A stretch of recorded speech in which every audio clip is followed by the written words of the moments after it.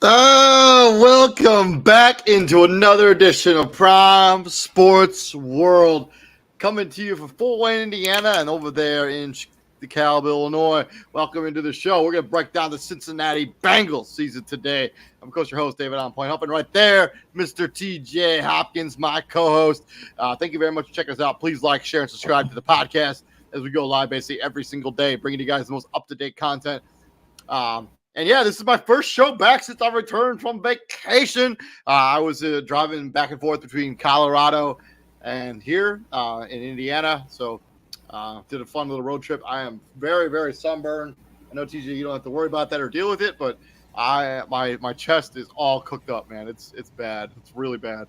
But I'm happy to be back here on the Prime. Welcome back. TJ, I've been like completely out of the loop on like anything going on in the world for like while I was on vacation. Like I completely unplugged. So you may have to fill me in on the stuff that happened while I was gone.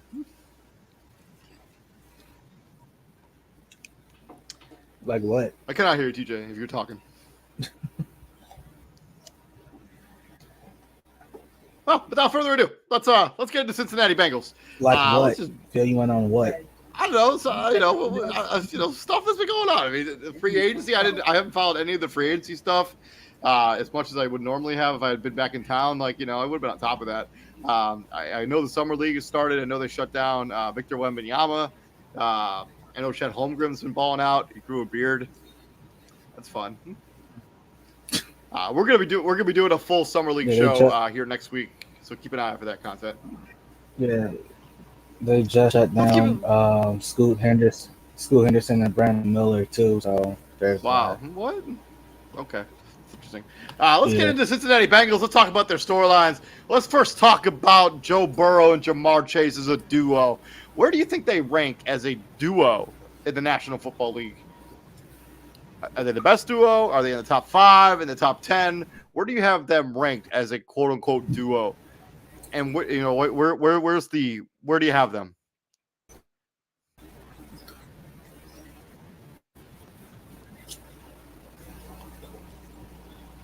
One second. You got me? Yep. I got a lag going on. Hold on. Let's see. Kelsey, Mahomes, Kelsey. I mean, they gotta be right there, right? 3. I mean, there gotta be 2, right? I mean, it's like Mahomes and Kelsey, and then Joe Burrow and Jamar Chase, and then Josh Allen, Stephon Diggs are probably like top 3. Like I said, Mahomes, Kelsey, AJ Brown and AJ Brown and Jalen Hurts, Tua Tagovailoa and Tyreek Hill, Lamar Jackson, Mark Andrews, Trevor Lawrence, and Kristen Kirk. Dak Prescott and CeeDee Lamb. Justin Herbert and whichever one of those guys you want to attach to Justin Herbert. Matthew Stafford and Cooper Kupp.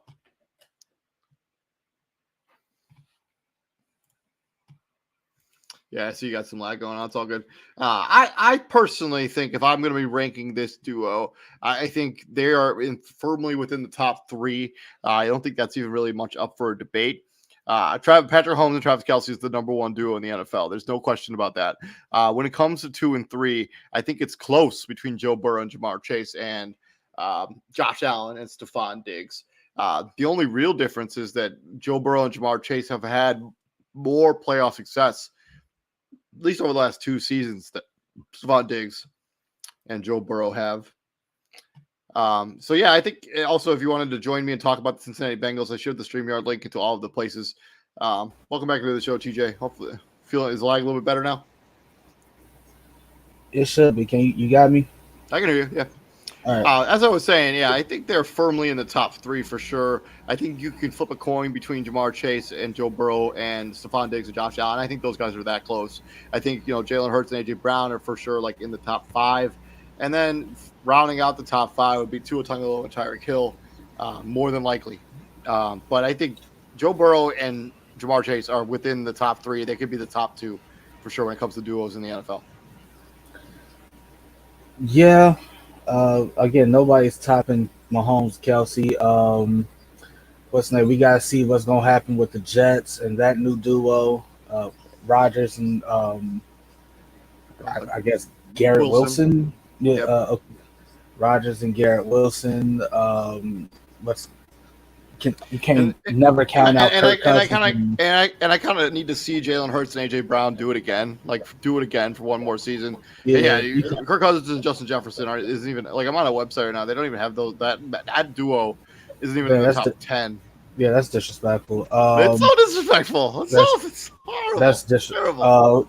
They gotta be in the top 5. They gotta be top. I know they get a lot of slack because like they talk about them a lot, but Dak and CD Lamb is definitely I don't know top 5, but they're the top 10. If somebody wants if an unbiased person wants to make an argument for Dak and CD, it's not like you can't.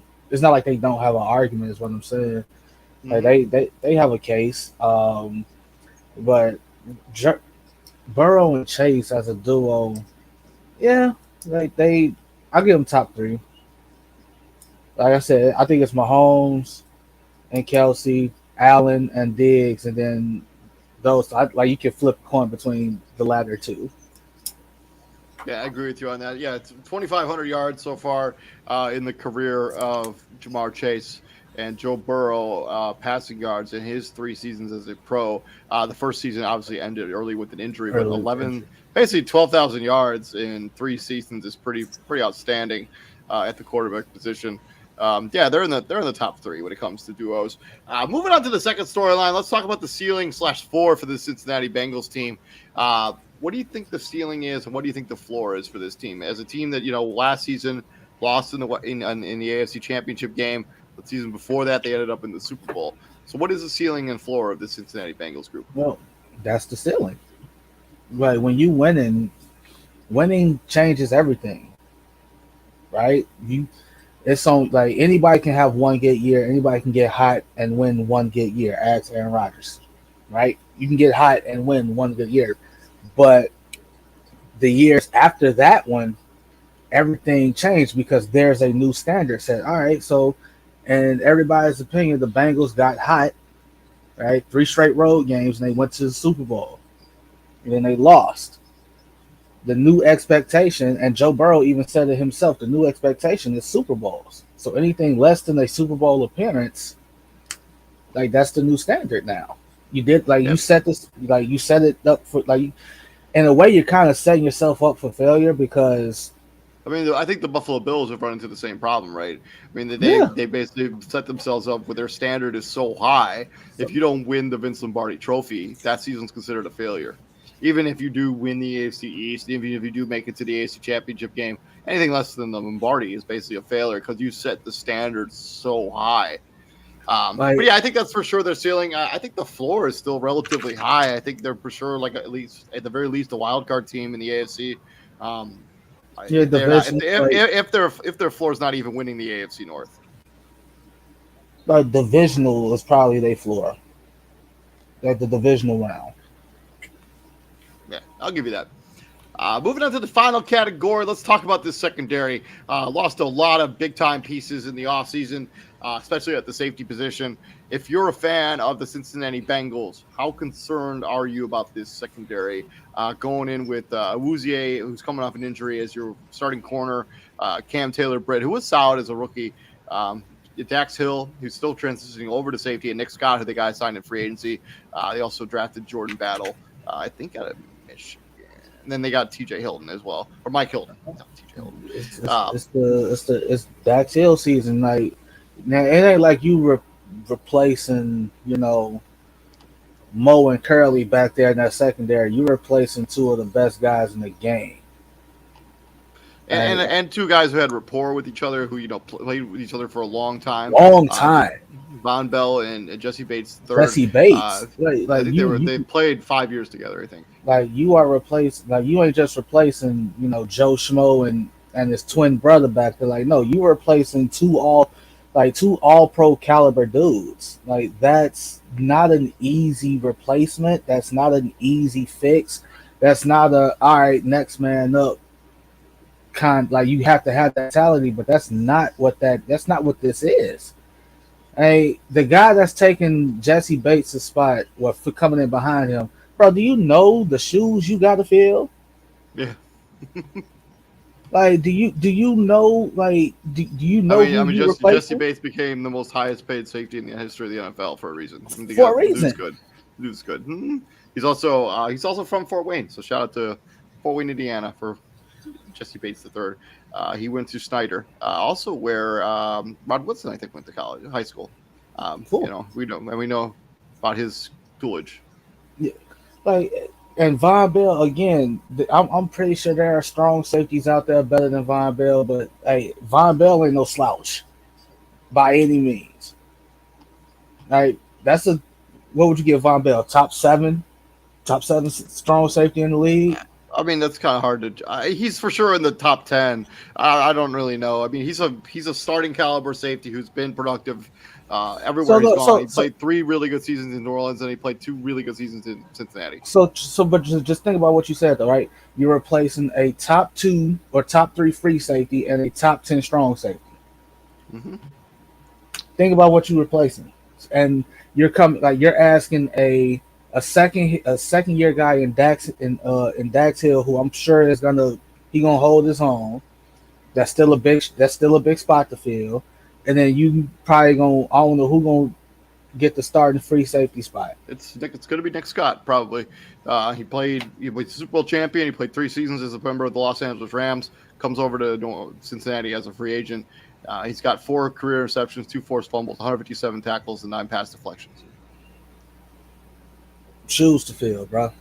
Yeah, like it's gonna be tough. I think if the Cincinnati Bengals team did have a quote unquote weakness, as far as the offensive line that we talked to death about, last offseason, but the secondary's got to be a bit of a concern. You got 2 corners that are a little bit unproven, a little injury prone there on the outside, and then replacing 2 borderline all pro safeties is going to be tough.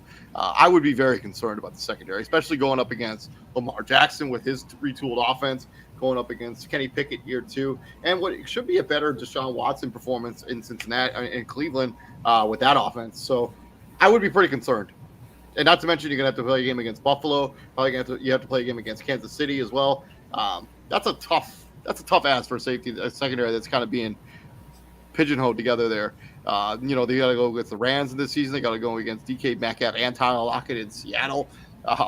It's not going to be an easy slate. It's not. I would be pretty concerned. Jacksonville's coming to town. They got to play Minnesota with Justin Jefferson.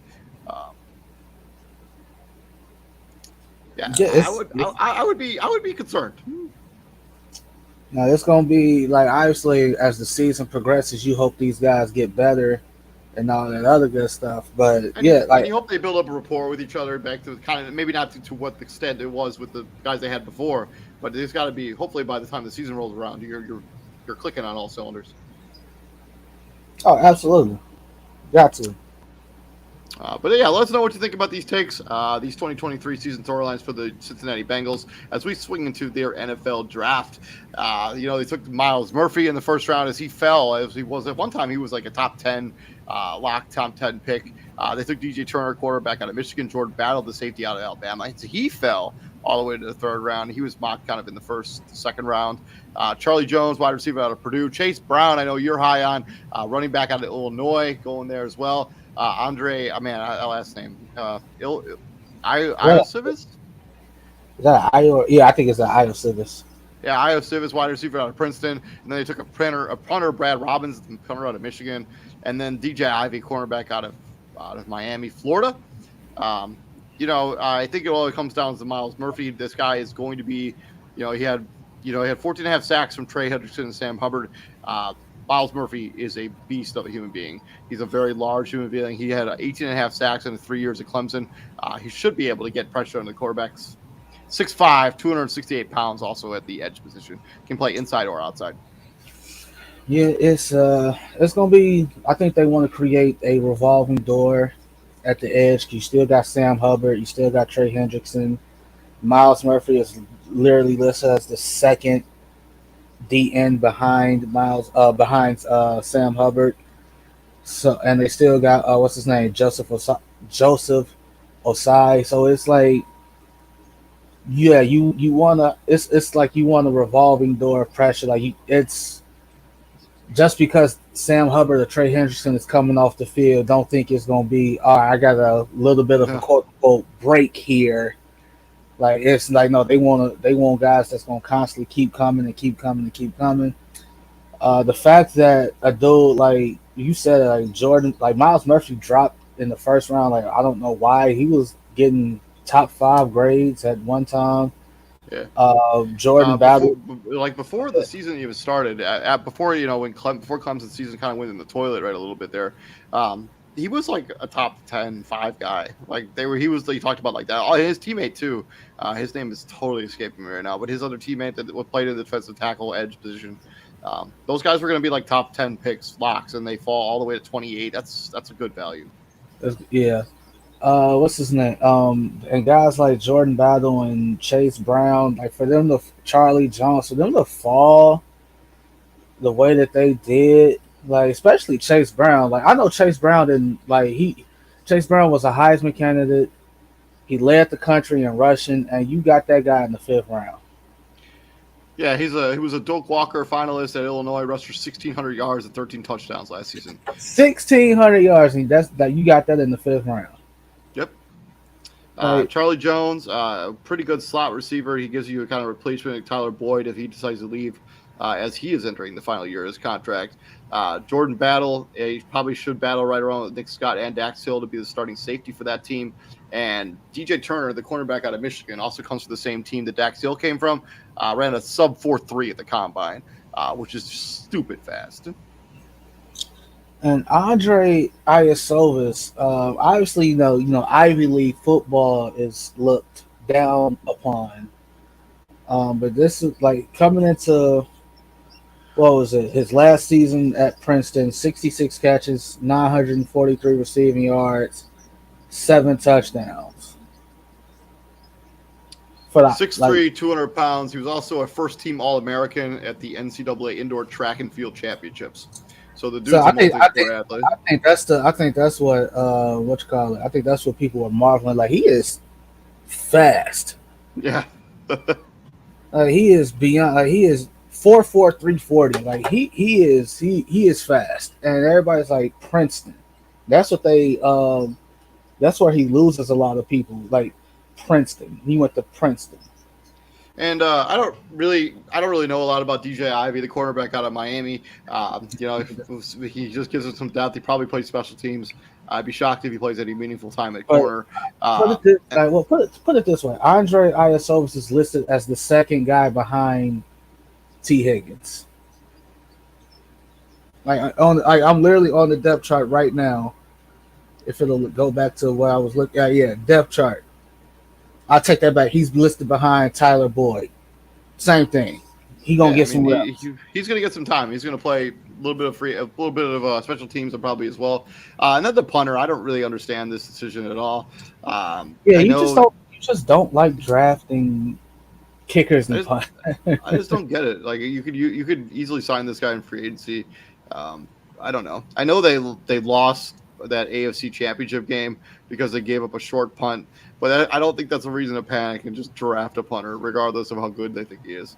Just an interesting decision. But as overall in the draft, I actually think they did a pretty solid job. They addressed some areas of need. This is probably like a B-ish draft. Yeah, they got rotational guys. Again, Miles Murphy's going to play. DJ Turner is going to play. Jordan Battle's going to play. Charlie Jones is coming off. He had 110 catches his last season at Purdue.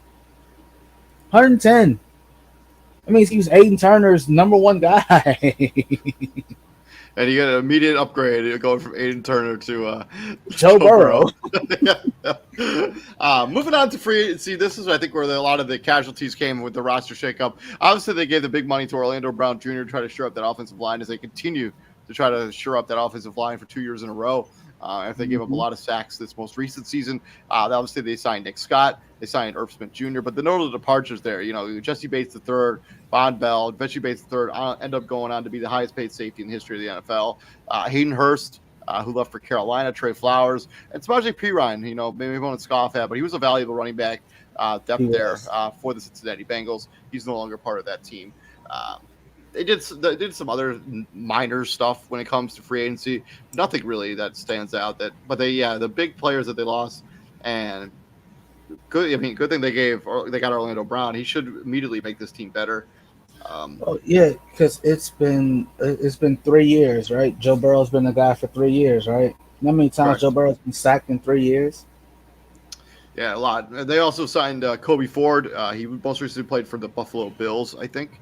Uh, Like, he like, plays. like. He's a guard, or he But played for Arizona last season. if you had to put a number on the amount of times Joe Burrow's been sacked in 3 years, what would you just guess? It's got to be like 120. 124.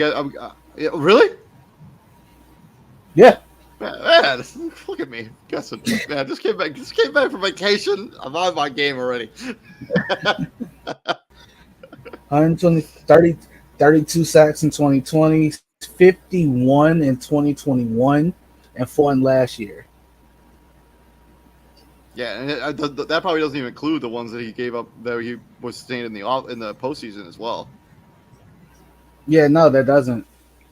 So yeah, you have to address this offensive line. Cody Ford is a nice rotation piece at the offensive line position. They got arguably the best tackle in free agency last season. 4 years, $64 million. It's also not a terrible deal as long as he can return it, because he wasn't particularly all that good this most recent season. But if he can get back to the form that he was in, when he was in Baltimore in that first season in Kansas City, I just think it hurts to lose players as valuable and as talented as like a Jesse Bates III. Like, I would have probably prioritized bringing that guy back. But Yeah. the other argument is, you can always get safeties. Offensive linemen are much more difficult to get. Yeah, and I think losing Hayden Hurst is going to be bigger than what they plan for. Like, Irv Smith Jr. is still trying to find his footing in this league. He didn't really do much in Minnesota, which is why they traded for TJ Hawkinson. And that just shows you what the Lions think of him, because you not only did you trade him, you traded him to a divisional rival. So they did get a first round pick out of it. I don't care. I don't care. They could have got a first round pick from anybody, but they got a first round pick from a divisional rival. And and Irv Smith Jr. was just, you just haven't been working out so far. Hopefully that changes.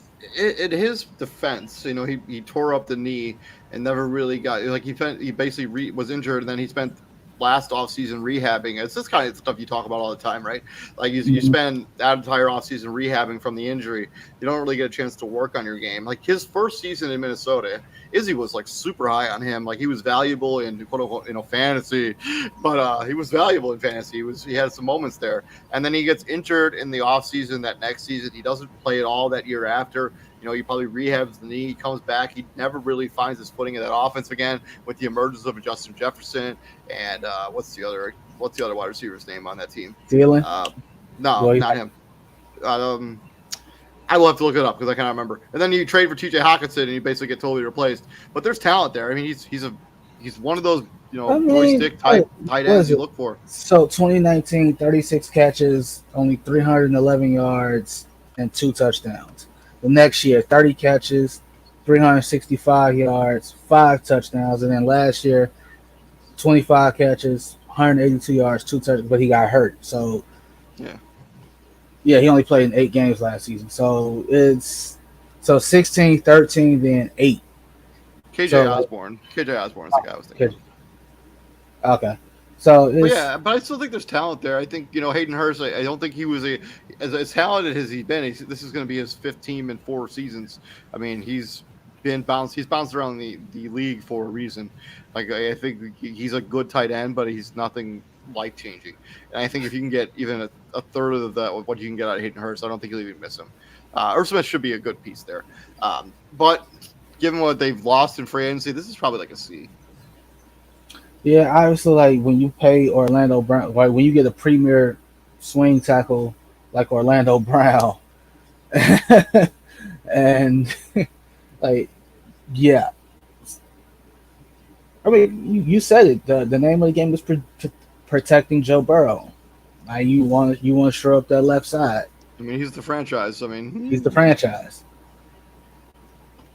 Yeah, I get. I get you C plus. I'll go C plus. You convinced me. C plus. C plus. Moving on from there, let's talk about what we think their schedule, what their record's going to be out when the season's all said and done, and they first start the season with their in-state rival. They go to Cleveland to take on the Cleveland Browns at First Energy Stadium. TJ, do the Cincinnati Bengals start the season in their winning ways, or do they fall the first game of the year?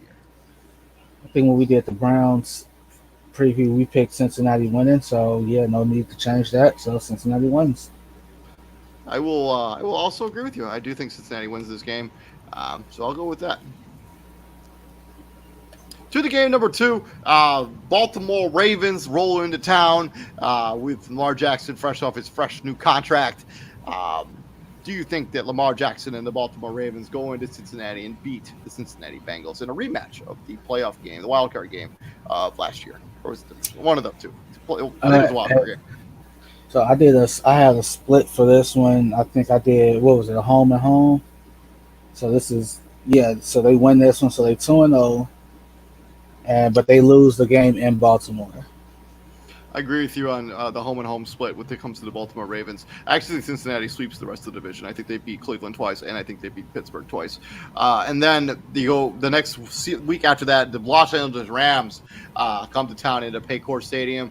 They play the Cincinnati Bengals, and I think the Cincinnati Bengals get off to a 3-0 victory. It's 3-0 start here. I think if the game was in Los Angeles, have a little more pause about it. But this game is in Cincinnati. I will take Cincinnati win this game. They move to 3-0.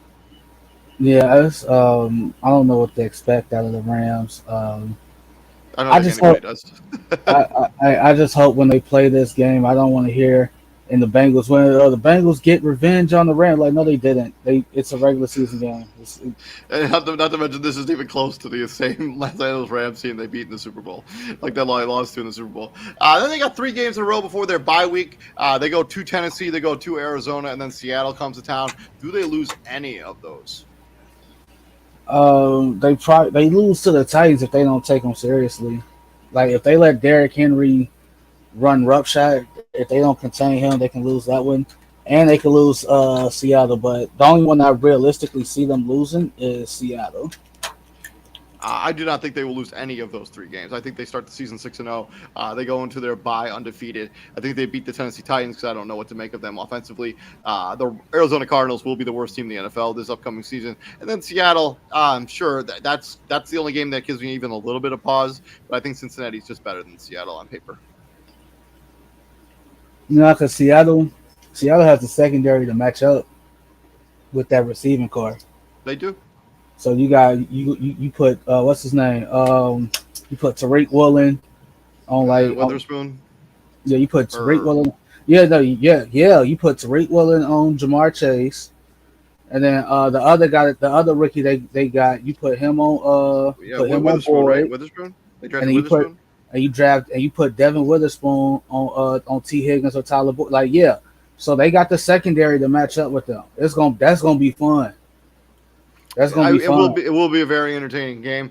And then after the bye, they played two games back to back against 2 teams that made the playoffs. One of the teams they beat in the playoffs. First, they go to San Francisco into Levi Stadium, take on the San Francisco 49ers, and then the Buffalo Bills come back into town into a game in Cincinnati. How do you see this game shaking out? How do you see these 2 games shaking out? They lose both. I agree with you. Actually, I think that the lock game for them to lose is the San Francisco game. I think that's going to be a tough place to be. Regardless of who the quarterback is at that point for San Francisco, I guess it's going to probably be Trey Lance. More than likely, probably. Yeah. I mean, they for sure want him to still be the quarterback. So. I think Buffalo is just going to be. I think they're going to want this game more than Cincinnati just to get back on that playoff loss. So give me Buffalo to win that game. Yeah, this is. I was going to say like this. This going to be a bit emotional because what's his name? DeMar Hamlin's going to be back. He's going to be playing. Yeah, he's already practicing with the Buffalo Bills. So kudos to him, man. I mean. Continue following your dream. Yeah, and they already had I'm pretty sure they're gonna have that's gonna be a heavy talking point, even more so than the playoff game that they played against each other. Because the fact that Damar Hamlin is not just in the stands in the box watching, like he's on the field again, Yep. like Yep. he's gonna be playing. So, but yeah, I got them losing both, and we'll get to the 49ers. Like they gave up too much to get Trey Lance and to just I agree be with you on that. oh yeah, we're then we found this new guy. We're gonna no. The next week, Houston Texans come to town. I'm not even going to bother talking about it. They win that game. The next week, they go to Baltimore MTK Bank Stadium. How do you see that game shaking out, TJ? Like I said, they split with the Ravens, so I think so as well. So I got Baltimore winning that game. I got them at 7-3. The next week, the Pittsburgh Steelers come to town. I think that they're going to win that game fairly easily. Maybe not fairly easy, but I do think they win that game. They moved to 8-3. Pittsburgh. Yeah, I think did we have them sweeping Pittsburgh? We had them sweeping Pittsburgh, right? I was not here for that episode, so No, yeah. Oh yeah, I think that was Izzy. Bro, there was one episode me and Izzy did. I think it was the Steelers. We legit agreed on every game. well, me and you are doing that right now. So we agreed on every game. But yeah, I think they sweep Pittsburgh. I just don't think Pittsburgh is there yet. Not yet. I agree with you on that. Then the next week, Monday Night Football, we got the Cincinnati Bengals, the Battle of the Cats as the Bengals go into TIA Bank Field in Duval County, Jacksonville, taking on the Jaguars. Who do you got winning that game, TJ? All right, this is the battle of what's the word? What's the phrase? The guy that this is the battle of who's next. Right, like remember what I said? Like they want to crown somebody other than Pat Mahomes so bad. Yeah, they just want somebody else to be the face and the future of the league just so bad. Like and what better game than these two dudes, right? Joe Burrow versus Trevor Lawrence, the crown of like who's next? Like just for Pat Mahomes to be like, nah, this is still mine. yeah, right. Like Justin Herbert, like all those guys, like nah, like I'm Like still bro, the like guy. they oh yeah, I'm like Pat Mahomes, like I'm still the guy. Like so, this is also potential. They gonna hype the hell out of this game. Oh my god. I saw Monday Night Football. Hey, I'm not a gambling man. I try to be a gambling man. I'm just whatever this is, whenever that is, whatever week that is, bet the over. I agree with you on that. But who's winning the game, TJ? Jacksonville. I think that receiving core versus this secondary, and they just got Calvin Ridley. Yeah. So this it's is an offense that was dangerous without it. I actually agree with you. I'm taking the Jacksonville Jaguars to win this game too. So I just think that's going to be a madhouse in TIA Banks Field. I think the fans will show out for the Jacksonville Jaguars. I can't remember the last time I can't even remember the last time Jacksonville was even on a primetime, like their last primetime game.